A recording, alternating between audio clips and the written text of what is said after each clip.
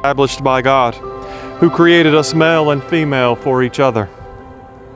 With his presence and power, Jesus graced a wedding at Cana of Galilee, and in his sacrificial love gave us the example for the love of husband and wife. Joseph and Chasity come to give themselves to one another in this holy covenant.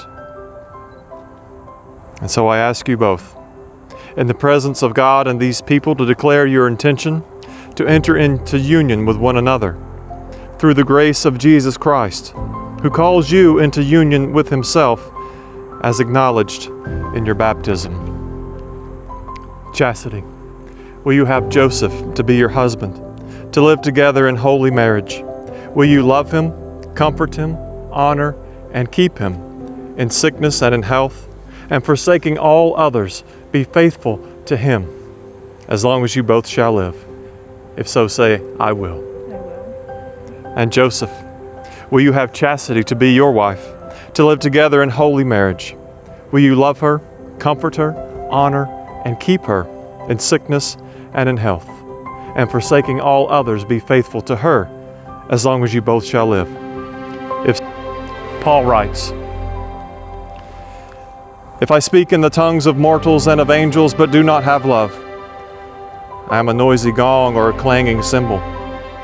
And if I have prophetic powers and understand all mysteries and all knowledge, and if I have all faith so as to remove mountains but do not have love, I am nothing.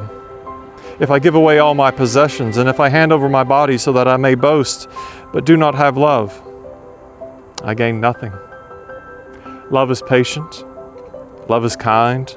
Love is not envious, or boastful, or arrogant, or rude. It does not insist on its own way. It is not irritable or resentful. It does not rejoice in wrongdoing, but rejoices in the truth.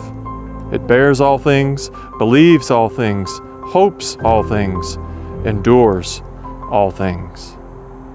Love never ends. But as for prophecies, they will come to an end. As for tongues, they will cease. As for knowledge, it will come to an end.